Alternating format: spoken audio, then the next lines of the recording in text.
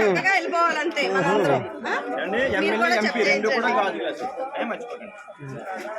అది వేస్ట్ గాడికి వేయకండి.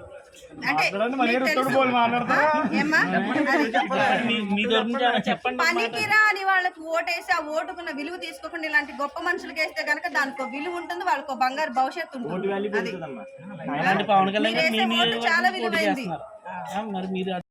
గెలిపిస్తామని చెప్తున్నారు. రెస్పాన్స్ అయితే చాలా బాగుంది. All the best.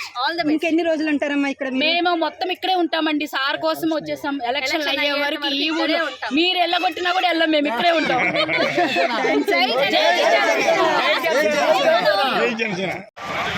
జై జనసేన.